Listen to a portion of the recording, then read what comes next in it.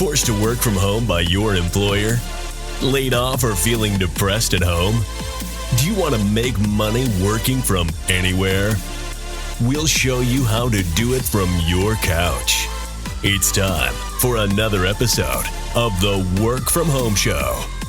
Coming to you from their homes in Austin, Texas and Tampa, Florida, here are your hosts, Adam and Naresh. Hey everybody, welcome to the Work From Home Show. Shout out to all our homies, homeboys, homegirls, home trans, all the work from homers out there. I'm Naresh Vissa. Today we have Hung Cao on the show. He's somebody who I've been following for a few months now. He is a Senate candidate in Virginia. That's what he's doing currently, running for Senate in Virginia, trying to win that GOP nomination. He's also the author of the new book, Call Me an American, Refugee to Patriot, Lessons Learned for a Strong America. Just a lot of great stories in this book. I read parts of it, and it has a lot of valuable, inspirational, even some business and money lessons that we can take away from it. So, Hung Cao, thank you so much for joining us on the Work From Home Show. Nurish, thank you so much for having me. This is great to be on here. I just want to start, first of all, I need to give credit where credit is due. So I'm an engineer and a physicist by education. So I love things like charts and graphs and bullet points. And so my wife was the one that wrote the book and just put all my random thoughts into something very palatable for the reader. So I want to give a shout out to my wife. She's the one that was my ghostwriter, so to speak. That's great. Good team effort, family values. And I believe you have, like 4 or 5 kids? 5 kids, yes. 5 kids. And you have an incredible story from the day you were born. I believe you were born in Vietnam. Tell us about your early life and how you ended up here in the United States coming over from Vietnam. Oh, it's just looking back at my life, and I see God's fingerprints in my life the whole time. I mean, it's pretty amazing. I grew up in Vietnam, or I was born in Vietnam, and in 1975 we had to flee Vietnam because of basically the fall of Saigon, and the communists were overrunning the country. And so my dad was a high-ranking Vietnamese official, the South Vietnamese official. So he was the deputy minister of agriculture, and so he would have been either marked for death or placed on in a re-education camp. And so my mom was sewing notes into our clothes the night before we left, saying, "This is my son. Please take care of him in case we get separated." And my dad was trying to figure out how to get to the airport safely without alerting everybody. And when they got there, they wondered themselves, "Oh my gosh, what if the Americans only took 2 of our kids or 3 of our 5 kids? Who do we leave behind? Like, how do we get them back, or how do we find them later on?" And because that's the realities of war. But, by the grace of God, we made it here. Very short time, though, because we came over here. My dad couldn't find any work over here, but his friend said, "You know what? If you work for USAID overseas, you could make a pretty decent living for your family." And so we moved to West Africa, where I lived for 7 years. And at the age of 12, my mom and dad were like, "Oh my gosh, this kid needs to learn English," because I only spoke French at school and Vietnamese at home. And so my mom had to take us back here, and my dad stayed in those harsh countries for another 15 years, seeing us only on, every 6 months or so.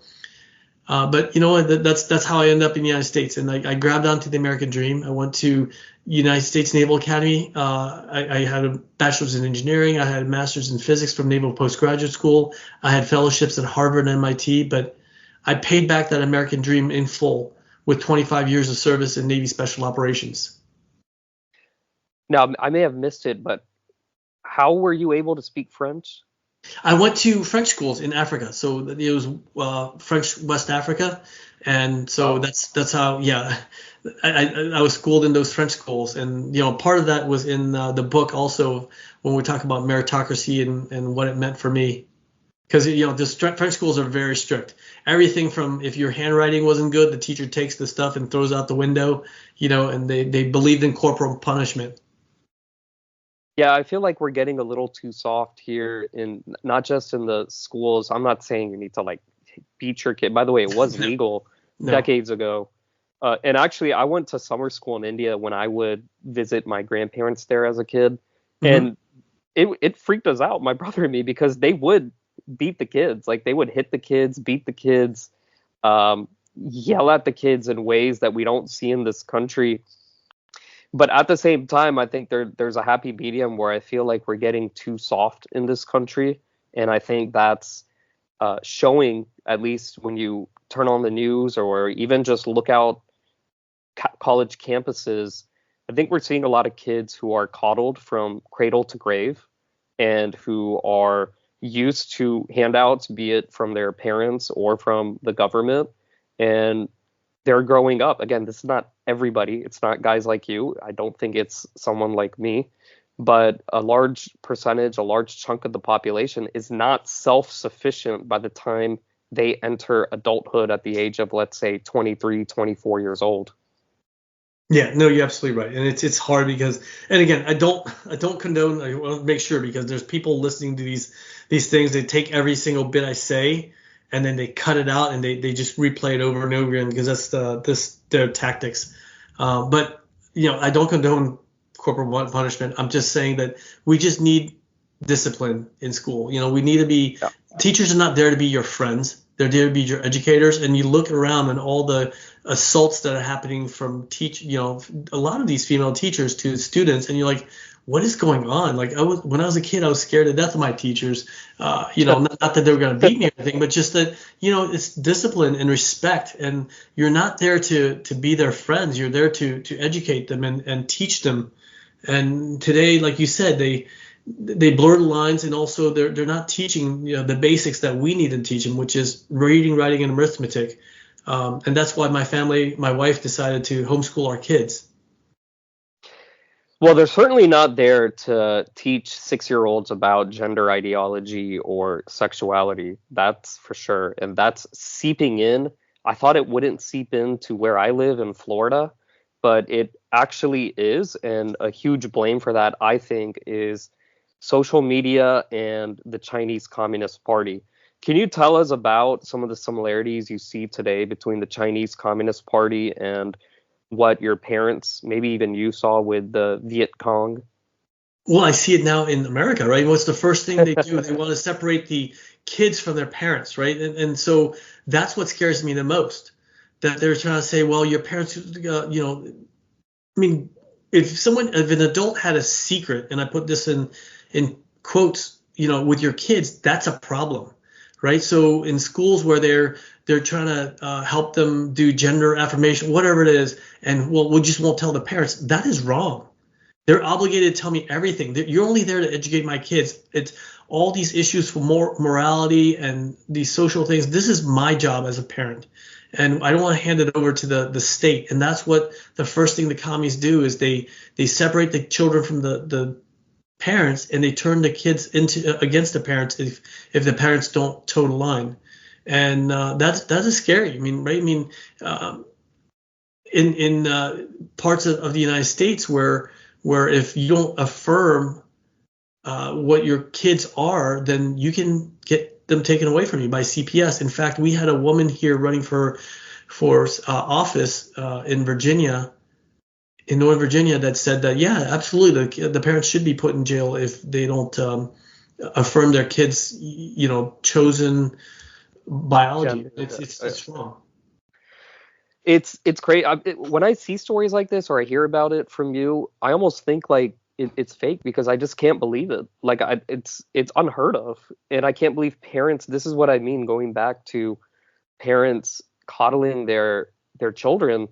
I just can't believe this is happening today, where the kids are reaching the point to where the parents agree with this ideology and want their kids to learn this ideology instead of, not in addition to, but instead of the extra math or the science or the foreign language or technology, which wasn't as important for us, but I think technology is incredibly important today.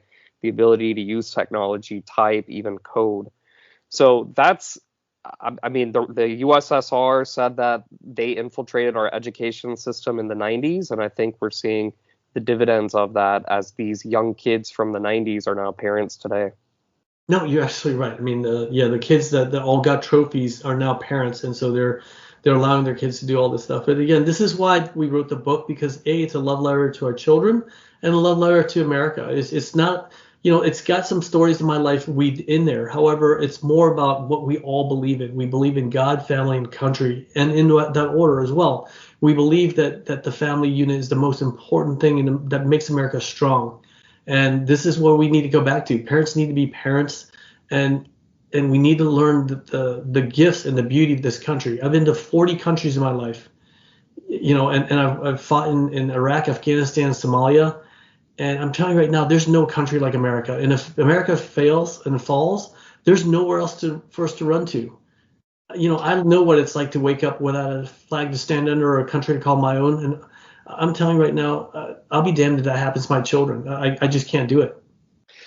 But Hung, you and your children will be considered people of color, yellow people of color. You have no chance in this country because the country is racist. Yeah, and if we don't, here's the thing: if we don't fit that narrative, right? If we don't fit that narrative, then they call us something else. They'll call White. me You're white. adjacent. Yeah, white adjacent. Because White adjacent. Yeah, it's just you can't make this stuff up. I mean, honestly, everybody wants to have a little something that they can say I'm this or that, or because there's three ways for you to be famous, right? To be the first, the best, or the only. And we're concentrating so much on being first. The first, transgender, person of color that does this, that's got one leg. It's just this is what they do. They try to always one up, and instead of concentrating on being the best, so that we can honestly be the only country in the world where you can come here with nothing and achieve everything. My classmates I was part of this first class to graduate from Thomas Jefferson High School for Science and Technology. It was the best high school. Well-known school, one of the most famous schools in the country. But they destroyed that, right? I mean, half my class is you address them as doctor. In fact, one of my classmates became a heart surgeon. Raj was my dad's heart surgeon 10 years ago and saved his life. And this is how amazing my classmates were. And now they've destroyed that school because they changed the entrance requirement from a meritocracy to something that is more equitable. And so that hurt the Asian community, both the Indian and the Southeast Asians, because the school went from a 75% Asian to a 55% Asian. And so it hurts everybody when we do that, because look, it's not for everybody, right? Not everybody can. I mean, I know you can't see me right now, but I'm 5'6". There's no way I'm playing in the NBA, right? I mean, it's just not how God made me. But I'm good at math, I'm good at science, I'm good at physics, and so that's what I do best, and that's where I was gifted, and that's where I belonged. And you're not playing in the NBA is not a racist thing. In fact, no. I think you and I wanted to play in the NBA also. I'm 5'9", but I'm much smaller than you, even though I'm 3 inches taller. And I think we would much rather prefer the meritocracy of the NBA and to watch that on TV than we would want to see a bunch of 5'6" Asian men trying to play basketball. That's exactly it. No, you're right. It's just, I mean, again, people will probably take this the wrong way or whatever. They'll try to clip out, oh my gosh, he doesn't think the 5'6" guy should play in the NBA. Well, that's not what it is. The thing is that we're all made in different ways, and we're all gifted in different ways. And so accept how you are and accept how God is, gifted you. And like I said, not everybody needs to go to college. Not everybody needs to go to professional sports. Not everybody needs to go to different things. We're just all made differently. Well, my family came here. My dad came here with about $20 in his pocket. My mom followed my dad, literally just blindly married him, and not blindly married him, but barely knew him and blindly followed him to the United States. So we started off growing up with nothing. And by the time I probably hit my teenage years, my family made it as a middle class family. And when I was in my early 20s, I had next to nothing as far as finances go. And now I'm in my mid 30s, and I think I've certainly built up how much I'm worth and done well professionally. And now, like you, have a family with 2 children. That's how you make it in a meritocracy. You may not be born with the greatest circumstances. In your case, you didn't even know if you were going to make it to the next day. Your dad didn't know if he was going to make it to the next day, or if if he would never even see you again. You may not be born with the greatest circumstances, but there are these basic principles like what you laid out. Family, I'll even throw in individual, family, nation, God, education, hard work, persistence. You do these things and you'll make it. I mean, you may not become a billionaire or maybe even a multimillionaire, but you will make it and you will be independent of the government. And I think these basic principles have gotten lost as we talk about color and gender and systemic racism and all this other nonsense. Yeah, no, it's just crazy. I mean, I just like I said, they're turning this into what I ran away from, and that's why I'm fighting so hard. That's why I'm running for U.S. Senate, because I think we've all had enough. Let's just work on being the best Americans we can. Yeah, and I know you got to run, so I want to wrap up this conversation, talk a little bit more about your Senate run. The primary is coming up very soon. I haven't really seen too much polling. You're running for the Republican Party nomination to go up against the former vice president nominee, Tim Kaine, I believe. But the reason why you caught my attention is because A, your book is excellent. B, I have seen some really good media coverage about you.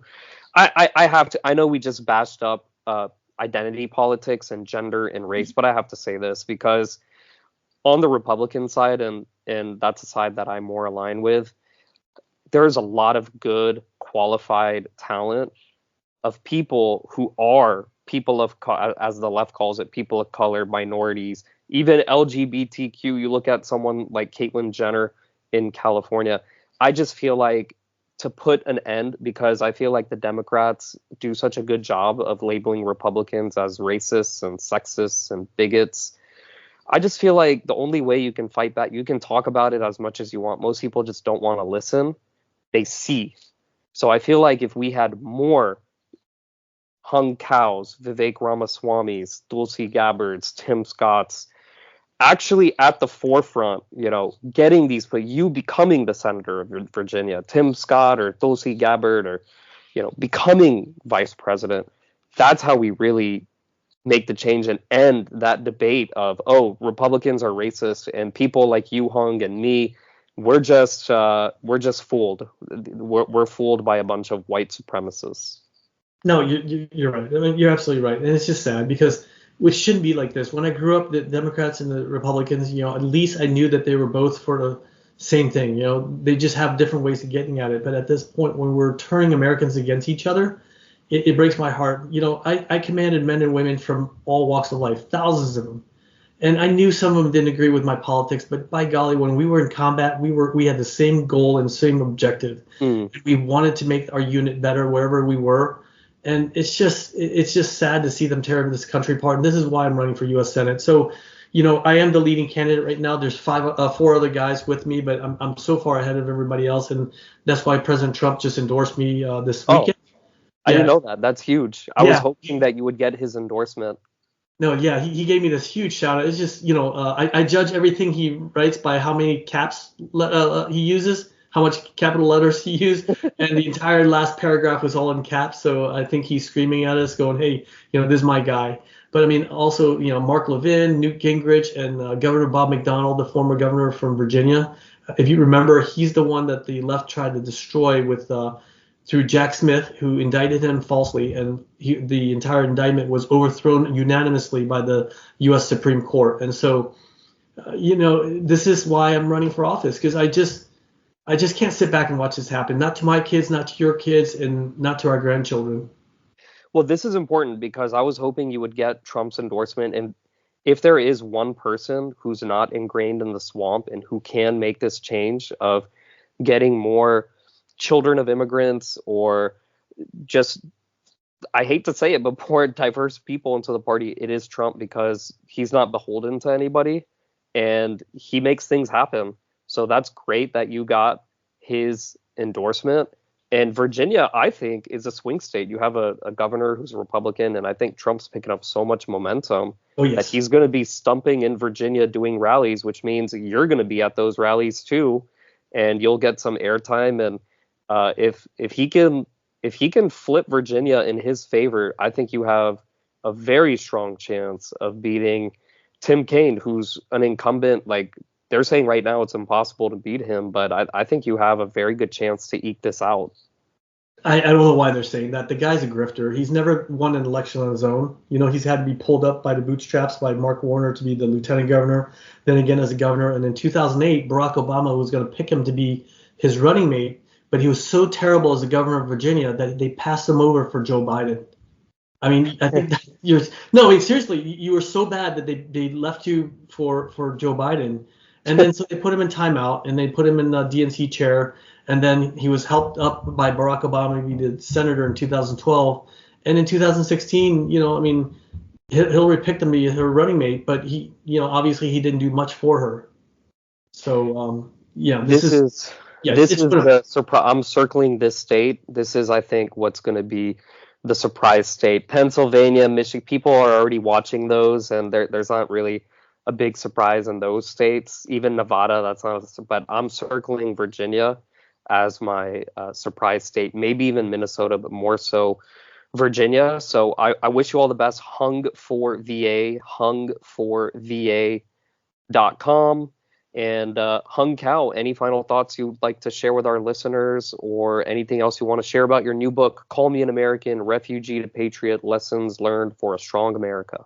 Yeah, the book is available right now on Amazon, so I'd love for you guys to go there. And it's just like I said, it's a love letter to my children and a love letter to America. How much I love this country and how much I bled for it, and all the lessons from meritocracy to even failing. I've got some failures in my life that I shared very intimately with the audience. And so, please read it and see where I'm coming from and why I believe in the things I believe.